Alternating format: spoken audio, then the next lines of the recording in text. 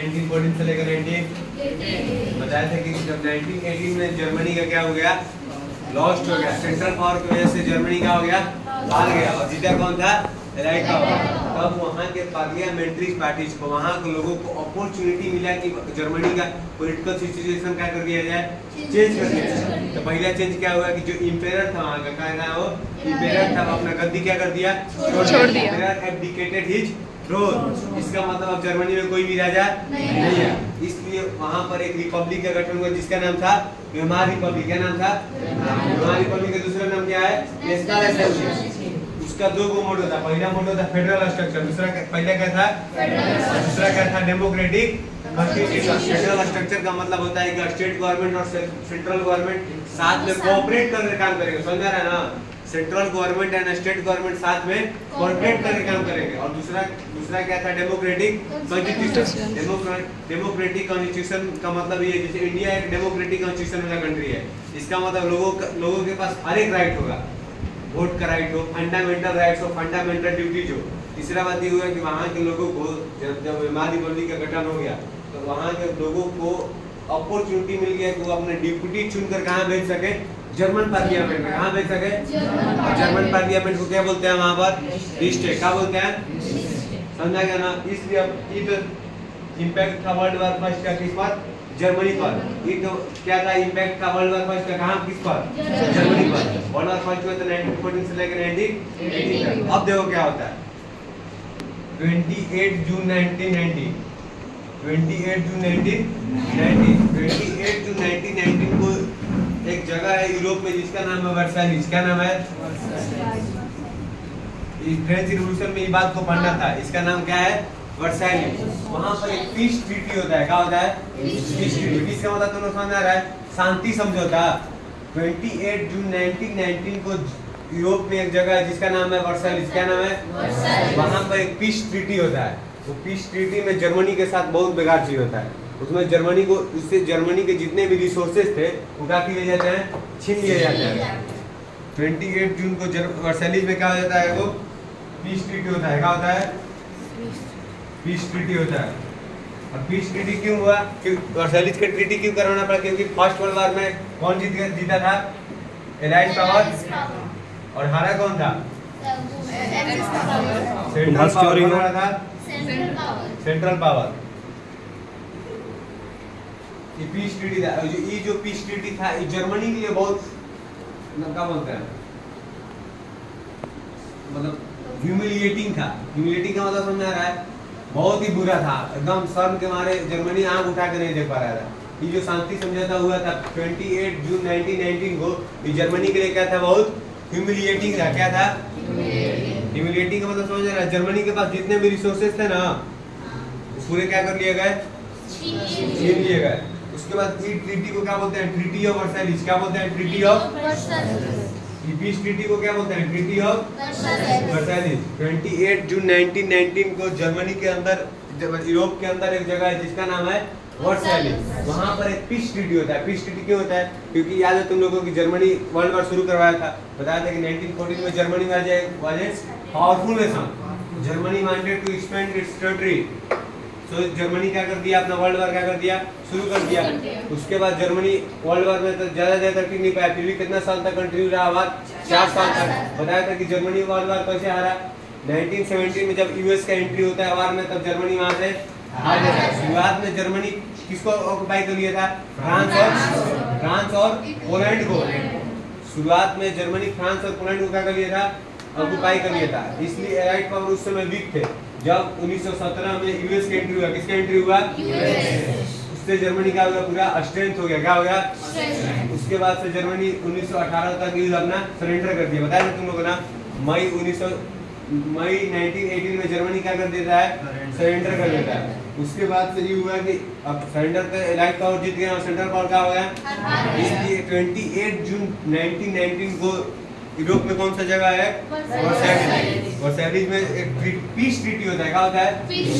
केवल शांति से होता है, कोई लड़ाई झगड़ा वहाँ पर नहीं होगा। उस ट्रीटी को क्या बोलते हैं हम लोग हमेशा? Treaty of. और ये ट्रीटी जर्मनी के लिए क्या था? बहुत ह्यूमिलिएटिंग था। क्या था? अपमानजनक था।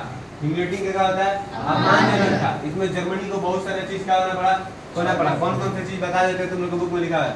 जर्मनी जितना कॉलोनी पर अपना कब्जा किया था ना, कॉलोनी का मतलब समझ में आ रहा है, जितना देश में अपना अपना कॉलोनी बिछा कर रखा था सब उसको खोना पड़ा। जितना भी टेरिटरी था इसका खुद का टेरिटरी सब इसको खोना पड़ा। उसके बाद जर्मनी के पास जो आयरन था, आयरन मतलब समझा लोहा, 25% आयरन इसको खोना पड़ा।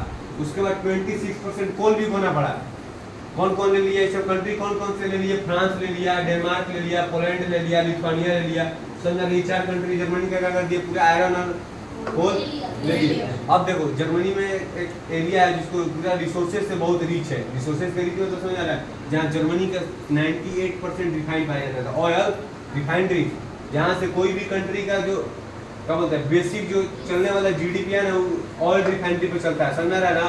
तो कंट्री का जर्मनी के अंदर एक जगह था पूरा रिच, रिसोर्सेज से पूरा रिच था, उसका नाम था राइनलैंड। क्या नाम था?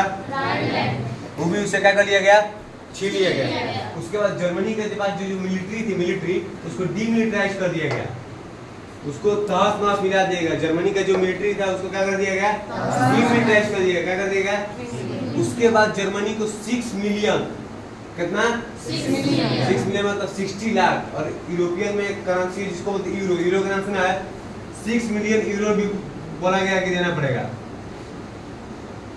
कॉम्पेंसेशन के रूप में। कॉम्पेंसेशन को हिंदी में बोलते हैं मुआवजा। क्या बोलते हैं? मुआवजा। पहले क्या हुआ, उसका जो भी जितना जर्मनी अपना अपना कॉलोनी बिछाया था जहाँ जहाँ, उसको क्या करना पड़ा? उसको देना पड़ा।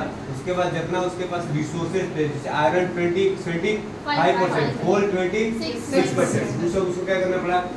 उसके बाद जर्मनी का जो मिलिट्री था उसको क्या कर दिया गया? डीमिलिटराइज कर दिया, तहस नहस कर दिया गया। उसके बाद एक रिसोर्स से पूरा रिच एरिया है जिसका नाम है राइनलैंड। क्या नाम है?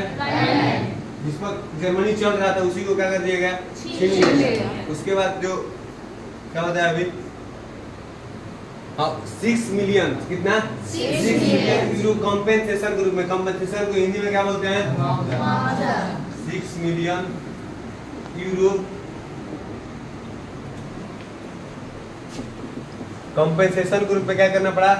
जर्मनी को देना पड़ा। समझ में आ रहा है? और जितना रिसोर्सेज जर्मनी ऑक्युपाई किया था उस सबको किसको किसको देना पड़ा? फ्रांस को देना पड़ा, डेनमार्क को देना पड़ा, पोलैंड और लिथुआनिया। कौन है? समझ में आ गया ना? इसीलिए अब समझ आया कि ट्रीटी ऑफ वर्साइली जर्मनी के लिए ह्यूमिलिएटिंग क्यों था। ह्यूमिलिएटिंग तो समझ आ गया ना अब कि ट्रीटी ऑफ वर्साइली में जर्मनी के साथ क्या क्या हुआ था। इसीलिए ट्रीटी ऑफ वर्साइली जर्मनी के क्या था? बहुत ह्यूमिलिएटिंग था। अब समझ में आ रहा है? अब देखो एक और बात है, ये ट्रीटी साइन हुआ था जून में। कब साइन हुआ था? जून में। अब 1919 से लेकर 1933 तक जर्मनी के अंदर कौन सा सरकार चलता है? किसका सरकार? वेमार रिपब्लिक चलता है। क्या चलता है? क्या चलता है? 19 से लेकर 1933 तक जर्मनी के अंदर क्या चलता है? Weimar Republic. वेमार रिपब्लिक तुम लोग बताया क्या हुआ? National assembly. जब किंग नहीं रहेगा तो कोई तो संस्था रहेगा ना जो देश को चलाएगा, तभी कौन सा बना? Weimar Republic. वेमार रिपब्लिक का एक और नाम था, क्या नाम था? वेमार रिपब्लिक का ऑब्जेक्टिव 2 आ जाए, 2 ऑब्जेक्टिव्स ऑफ वेमार रिपब्लिक, तो क्या लिखोगे? वेमार रिपब्लिक का 2 ऑब्जेक्टिव्स पूछा जाए तो क्या होगा? पहला तो फेडरल स्ट्रक्चर और दूसरा डेमोक्रेटिक, यही इसका 2 ऑब्जेक्टिव है। और पूछा जाए कि फेडरल स्ट्रक्चर क्या होता है, क्या बताओगे? Both central government and state government coordinates with each other. समझ रहा है ना? और दूसरा क्या है? डेमोक्रेटिक कॉन्स्टिट्यूशन, मतलब हर एक आदमी के पास क्या होना चाहिए अपना, चाहे वो फंडामेंटल राइट हो, चाहे फंडामेंटल ड्यूटीज हो, चाहे universal adult franchise. Universal adult franchise बताया क्या होगा? क्या है कि जितने भी लोग हैं 18 साल से ऊपर उनके सबके पास क्या है? Right to vote, including women. Including women सबके पास क्या है? अपना राइट टू वोट, उसमें कोई भी मर्जी नहीं होगा। ये समझना है कि वेमार रिपब्लिक का। तो देखो अभी 28 जून 1919 को क्या हुआ? ट्रीटी ऑफ वर्साइली चल साइन हो गया। अब सोचो कि इस दिन जर्मनी को इतना सारा चीज खोना पड़ा, इतना सारा। सोचो किसी कंट्री का तो कमर टूट जाएगा इतना पर, जितना रिसोर्सेज से रिच एरिया है सबको क्या करना पड़ा? खोना पड़ गया। उसके बाद समय आता है नवंबर का, आता है कब आता है? नवंबर 19। क्या आता है? नवंबर 1919। अब इस समय क्या होता है? इस समय होता है कि जो लोग ट्रीटी ऑफ वर्साइली में जर्मनी को रिप्रेजेंट करने गए थे, समझ रहे ना?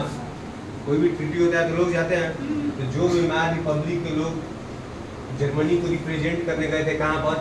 ट्रीटी ऑफ उस सबसे फिट कराएगा सब। मतलब पीस ट्रीटी का मतलब ये थोड़ा है कि मारा मारी वाला, लेकिन एक तरफ से तो उससे भी बड़ा खतरनाक चीज है। इतना सारा जर्मनी को क्या करना पड़ा, होना पड़ा। इसलिए बात जो वहाँ के ऑपोजिशन पार्टी थे, क्या थे ऑपोजिशन समझाते हैं। किसी भी कंट्री में दो पार्टी होते हैं, एक होता है रूलिंग पार्टी और एक क्या होता है। अभी इंडिया में रूलिंग पार्टी कौन है, बीजेपी का मेन गठबंधन का नाम है एनडीए। क्या नाम है, एनडीए। और अभी ऑपोजिशन में कौन है, ऑपोजिशन का पार्टी का नाम है आईएनडीए। क्या नाम है, आईएनडीए। और रूलिंग पार्टी में कौन है इंडिया में, एनडीए। तो उस समय जर्मनी में रूलिंग पार्टी कौन था, वेमार रिपब्लिक। कौन था, तो वेमार रिपब्लिक के लोग जो ट्रीटी ऑफ वर्साइल्स में गए थे जर्मनी को क्या करने, रिप्रेजेंट करने, उस सब धोखा क्या कराया गया, हम लोग को इतना चीज क्या करना पड़ा, होना पड़ा। तो जर्मनी के लोग और अपोजिशन पार्टी इनको बोलने लगे नवंबर क्रिमिनल्स। क्या बोलने लगे, क्रिमिनल्स बोलने लगे, क्रिमिनल्स कि तुम लोग के चलते आज हमारा जर्मनी का ये हाल हुआ है। इसको क्या बोलने लगे, नवंबर क्रिमिनल्स। क्रिमिनल्स मतलब अपराधी, वही आतंकवाद। जर्मनी के लोग क्या बोलने लगे सबको, क्योंकि चूंकि जर्मनी वर्ल्ड वार कब आ रहा था, नवंबर 1918। कितना कब आ रहा था, नवंबर 1918। और ये सब ट्रीटी कब साइन हुआ था, 28 जून 1919। तो वहाँ के जो वेमार रिपब्लिक के लोग गए थे रिप्रेजेंट करने ट्रीटी ऑफ वर्साइल्स में, उन लोग जब आए तो जो वहाँ के ऑपोजिशन पार्टी और जो वहाँ के लोग थे और जर्मनी को इतना सब सहना पड़ा, इसलिए वहाँ लोग वेमार रिपब्लिक को क्या बोलने लगे, नवंबर क्रिमिनल्स। क्या बोलने लगे, और लोग जो वहाँ के थे इसमें से अपना फेथ खोने बैठे। फेथ मतलब समझ आ रहा है, विश्वास। क्या होने लगे, वेमार रिपब्लिक की तरफ से उनका विश्वास क्या होने लगा, कम होने लगा। क्या होने लगा, कम होने लगा। समझा रहे तुम लोगों, वेमार रिपब्लिक पर जो उन लोगों का फेथ था, चाहे जो सपोर्ट था, वो लोग क्या होने लगा, धीरे धीरे कम होने लगा। और इसलिए वो लोग जितने वेमार रिपब्लिक के सपोर्टर थे उनको क्या बोलने लगे, नवंबर क्रिमिनल्स। क्या बोलने लगे, क्योंकि वहाँ के लोगों का एक मानना था, एक बुक में दिया गया है वो पॉइंट, लोग मानते थे कि अभी जर्मनी के पास इतना आर्मी था कि हम लोग 2-3 साल तक युद्ध और कर लेते। समझ रहा ना, वहाँ के लोग ये बात को मानते थे कि जो हमारे पास अभी इतना रिसोर्सेज था और इतना आर्मी था कि हम लोग युद्ध को क्या कर सकते थे और 2-3 साल कंटिन्यू कर सकते थे। और हो सकता है कि हम लोग युद्ध कंटिन्यू करें तो क्या कर सकते थे, जीत भी सकते थे। इसीलिए उन लोगों को ट्रीटी ऑफ वर्साइल्स साइन करना अच्छा नहीं लगा। इसलिए जो लोग साइन कर आए थे उनको क्या बोला गया, नवंबर क्रिमिनल्स। क्या बोला गया, हो गया ना टॉपिक। ये अभी ट्रीटी ऑफ वर्साइल्स में इतना ही है।